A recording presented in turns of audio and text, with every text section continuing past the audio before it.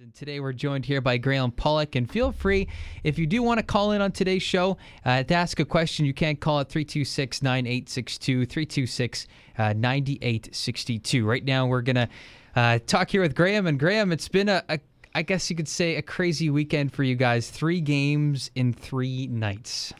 Yeah, I think that's about the third time for sure this season, in the early part of the season, that we've had 3-3, which is a little unusual, but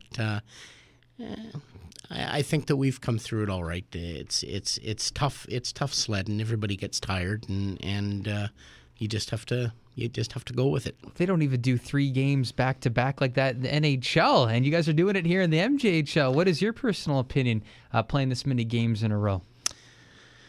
Well, you really have to pay attention to the guys' time off and their recouping time when you've got that kind of situation, especially for us. Like I say, this is the third time in I think probably 5 weeks that we've had 3-3, and so for that reason, their time off is really important, and give themselves a chance to mentally regroup and physically regain their strength. And talking about injuries, we're going to get to the Steinbach Pistons injury report here in just a bit. But I don't know, is this a fair question? Do you think that the MJHL moving games into the weekends, creating these triple headers that we see, I know why they're doing it. They want to get more fans in the rinks because obviously it's more convenient to probably go to a game on the weekend. But do you think this is creating a greater risk for injury for MJHL teams because guys are playing so much hockey in such a little time? Well, certainly guys have to take care of themselves. When you're in a situation like that, when you're playing 3 games in 3 nights, they have to eat properly. They have to get the proper rest. And being young guys, some of our guys are 17, 16, 17, 18 years old. They maybe don't realize at this point, even though we tell them, they maybe don't realize the importance of getting that rest and getting that proper nutrition. And I don't know if that's the reason why we've run into the injury problems we have, but certainly it can become a risk factor if they're not looking after themselves. And speaking about injuries, last night a little scary. Connor Sisson took a slap shot or a shot from the point, nonetheless, puck off his head. And he was down and out and had to get hauled off. He did give the thumbs off when he left the rink or left the ice surface. But Graham, do you guys have an update on Connor's situation? Yeah, Connor, first of all, he maybe saved a goal with 15 seconds left in overtime by blocking a shot. He went down to block a shot, and it caught him, I think, right behind the ear, and it opened up a pretty nasty gash there, and the word today is that he just had some stitches put in. There was nothing internally done or nothing done as far as his a break or a fracture or anything like that. And so he's out for a week until the stitches come out, and then he'll be back in it. And he's probably got a little bit of a headache today. I didn't talk to him, but he did give the thumbs up, and that was a positive sign, no question.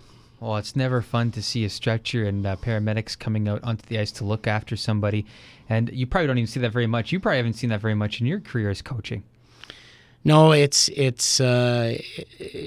generally the guys are able to kind of, if there is injuries, it's usually something that they can get up and get off the ice with the trainer's help or with other players' help. It's not often that you have to call an ambulance in, but it was precautionary. It's you never know what you're dealing with, especially any injuries around the head or neck area. You just don't know what you're dealing with, so it's better to be safe than sorry. Well, we've sent 2 players to the hospital in the last 3 games. Grant Henry Norton, it was a bit of another scary injury there on Friday against the Blues. Right along the boards. I know you looked over the video multiple times. It looked like just a normal check along the boards. All of a sudden, Norton comes up limp, and he gets a gash in his legs. You guys know how he's doing? Well, he was at the game last night, actually. He's on crutches. He's got to give his leg a rest, I think, for a week, 10 days, and then within the next couple of weeks, he can probably start doing a little bit of light rehab on it just to keep the muscles toned a little bit so they don't go too soft on him, or I can't think of the term, but just so Yeah, it was a freak accident. I watched it like you were sitting right beside me there, Yeah. stand beside me, but I watched the instant replay 3 or 4 times, and it was hard to tell because of the boards, but neither player fell. Both of them actually hit the boards at the same time standing up. So as near as I can figure, it looked like probably when the Blues player was skating away, his skate caught the back of Brant's calf and opened. I mean, the skates are pretty sharp, and it opened up a pretty nasty gash. You don't see that very often, to tell you the truth, when people are getting gashed open on the ice. And I don't know, I've seen it with Mike Camilleri in the Jets game a little while ago, for those that are watching the home opener, but now you see it there, and you'd think it would happen more often because everyone's got blades and people are falling all over the place. Have you seen this kind of thing happen before? No, actually, you know what? And I'm thinking back to last year. I'm a big Leafs fan, and last year Phaneuf, and it was the same type of injury. It was both guys hit the boards, and he kind of went down a little bit, and it was almost like the skate caught the back of his calf and opened it up pretty bad, and it was the same type injury, I think. So, it's just one of those things that happens. Well, looking over the injury report right now for the Steinbach Pistons, this is absolutely absurd. Right now, I know there's 9 guys on this list. One of them might be able to play for Wednesday, but nonetheless, Trent Genick is suffering from an upper body injury. Bosk is out as well. Kyle Rouse, Justin Auger, Connor Sisson. Those are 5 players. And then lower body injuries, Brandon Ritchie, Nicholas Kobelka, Bo Leonard, and then we just talked about Grant Henry Norton. That's 9 guys. That's like 3 lines of a hockey team. Talk a little bit about all these injuries and how you guys are trying to regroup.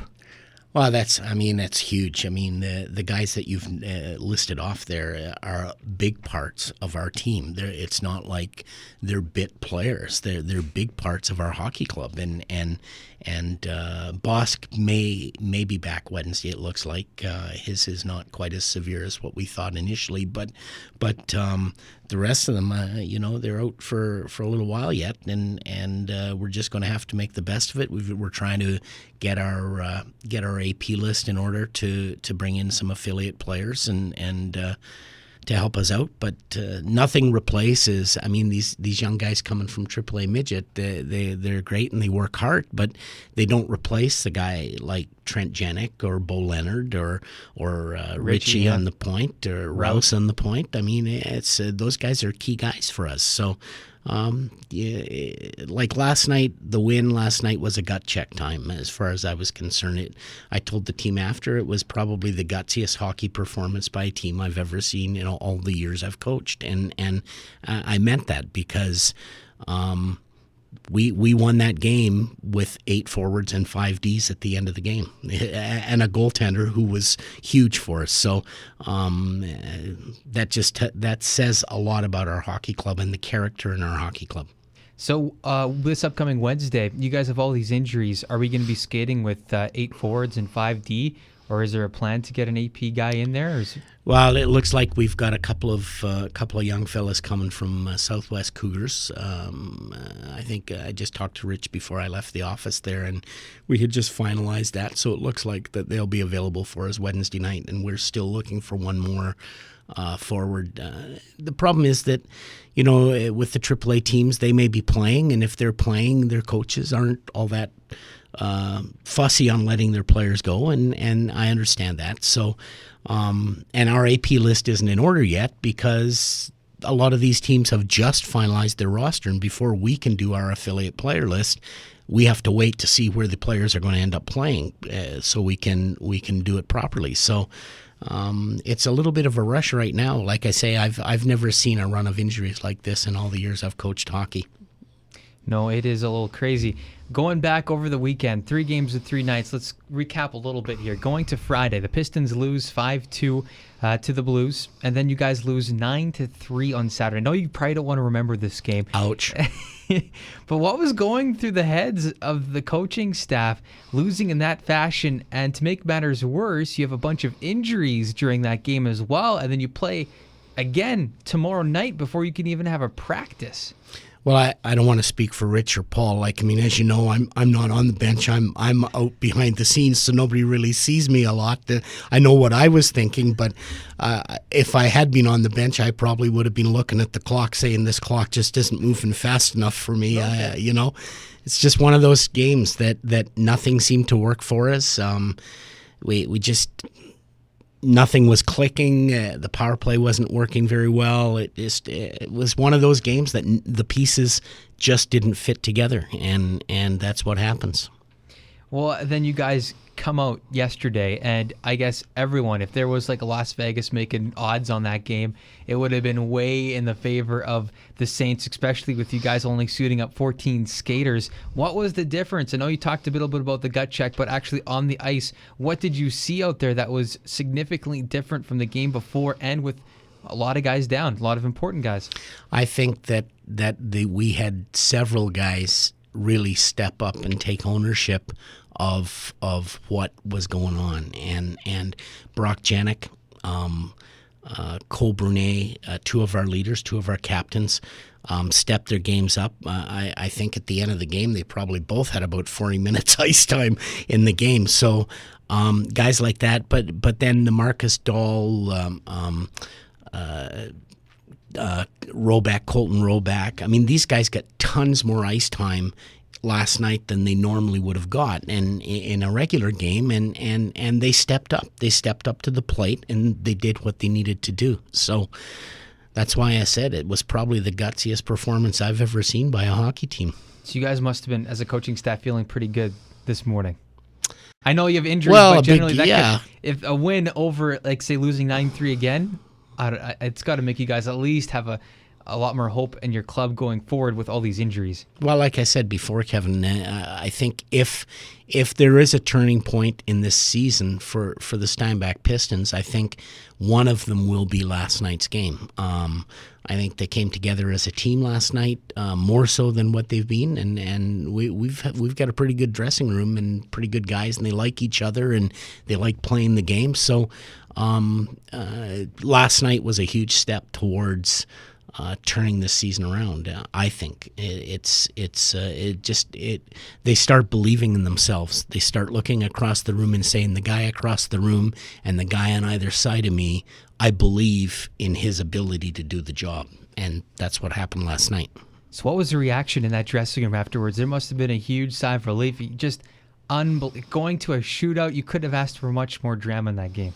Yeah, and I think that we kept talking about, we're looking for positives here in this game. I mean, if we lose the game, we're still looking for positives because these guys have worked so hard. We win the game in a shootout in that fashion.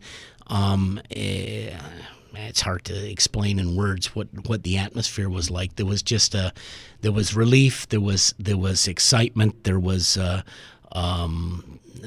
power high, if you will. You know, I mean, it was all those emotions all churning into that one. And I guess going to our goal, like, one of the things moving forward here that we really need to work on, or I guess the Pistons really need to work on, is special teams. Penalty kill has been the downfall to many of our games. We just find ourselves in the box way too often. Graham, when you look at the Pistons, you look at the video, what's the problem with the penalty kill this year? Because it's just, I have to say, it's pretty horrendous. Well, I think it's execution is what it is. I mean, we have opportunities to get the puck out when we get it clean on our stick with nobody around us, and we bobble it, or we just don't get it all the way down the ice to allow us to get a change, and so our penalty killers get stuck on the ice an extra 40 seconds, which tires them out. That's one thing. Just getting caught out of position, getting a little bit too eager and running, and I mean, a penalty kill has to be a fairly stable sort of unit, and all work with each other and read off each other, and sometimes we just struggle a little bit with that. So, but Specialty teams are a work in progress always, and usually you won't see a specialty team sort of reach its maximum potential until well into the season. I mean, this is still early yet for us. We've only played 15 games, and this is early yet for a specialty team. So how would you explain then, say, a Winkler Flyer specialty penalty kill when they're already killing 90%? So you mean that how did they get to that point so soon? Well, they have a lot more experience than us. We are still probably, I can't say for sure, but I still think we're probably the youngest team in the league. They have a lot more experience in playing at this level on their lineup. So their first unit, their second unit have got tons of experience compared to what we have. So I mean, you need the skill level on your penalty kill too, and your power play especially. So the experience comes with your skill level as well, and that's what happens. So it takes time, and I know Rich and Paul have been working really hard on they try to do power play and penalty killing sometimes, usually every practice for some period of time, but the focus has been defensive zone coverage, the forecheck, making sure that we know how we're playing 5-on-5 when we don't have the puck. That's important. So, I mean, it's good to score 2 goals, but if you allow 3, you don't win the game. So you've got to focus on the defensive part of the game first. And specialty teams, power play and penalty killing are usually a secondary focus at this point. Nope. And also going forward this Friday, it's going to be a special game at the rink, Pink at the Rink. I know last time the Pistons wore those pink jerseys, they won the game. Maybe talk a little bit from your experience last year and how great it was just as an event. Yeah, it went over really well, and I mean, we wore pink ties. I bought one for Rich, and he hasn't paid me for it yet. But it's lots of fun. It's a great event to provide money for, and all the proceeds and all that kind of thing. So we enjoy doing it. The guys really enjoy doing it. I think you reminded me we won the game last year, so hopefully we can repeat that again this year and put a lot of money towards the breast cancer. Yeah, the Pistons play against the Blues this Wednesday. Puck drops 7:30, and then they're going to play again at home. We're also going to be broadcasting that game here on AM 1250 Radio. Pink at the Rink. The players will be wearing pink jerseys, and the jerseys will be auctioned off after the game, with all proceeds going towards breast cancer research and awareness. Again, thanks, Graham, for joining us here today on